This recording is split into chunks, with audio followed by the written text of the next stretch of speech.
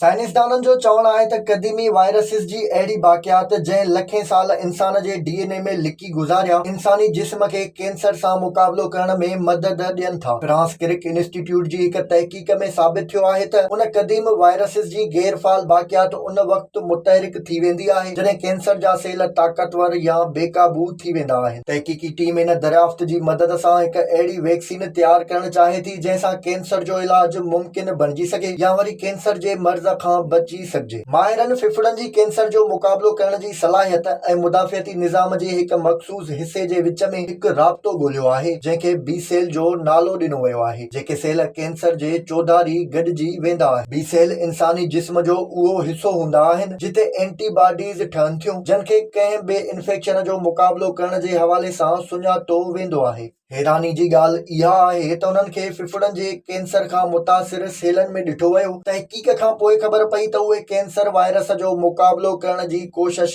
करे रहिया हुआ। कंहिं बि कैंसर जे सेल में उन वक़्तु हुल हंगामो थींदो आहे जॾहिं उहो बेकाबू थी वधणु शुरू करे छॾे थो ऐं अहिड़ी सूरत हाल में उन क़दीम वायरस ते जिस्मानी कंट्रोल ख़तम थी वेंदो आहे पर उहे अहिड़ा टुकड़ा ठाहे सघनि था जंहिंसां इंसानी मुदाफ़ियती निज़ाम वायरल ख़तरनि खे ताड़े वठंदो आहे। एंटीबॉडी मुदाफ़ियती निज़ाम जे ॿियनि हिसनि खे मदद जे लाइ जाॻाईंदियूं आहिनि जेके इंफेक्शन सां मुतासिर सेलनि खे तबाह कंदा आहिनि। मतिलब त मुदाफ़ियती निज़ाम हिक वायरस खे रोकण जी कोशिश में कैंसर जे सेलनि खे निशानो बणाईंदो आहे। माहिरनि जो चवणु आहे त रीट्रो वायरस जो इहो नओं किरदारु आहे छो त माज़ीअ में शायदि उन्हनि जे करे असांजे अबनि ॾाॾनि में कैंसर फैलियो हुजे जंहिंजे करे ई उहे असांजे डीएनए जो हिसो बणिजी विया पर हाणे उहे असांखे बचाए रहिया आहिनि जेका ॻाल्हि हैरान कंदड़ आहे। जर्नल नेचर में छपियल तहक़ीक़ में ॿुधायो वियो आहे त इहो कमु कुदरती तौर ते थींदो आहे पर हाणे माहिर चाहिनि था त उन असर खे वैक्सीन जी सूरत में इस्तेमालु कयो वञे त जीअं जिस्म खे ॿाहिरें रीट्रो वायरस जी निशानदही कराइण सेखारियो वञे। माहिरनि जो चवणु आहे त जेकॾहिं असां ईअं करे था वठूं त पोइ रुॻो इलाज करण वारी ई वैक्सीन न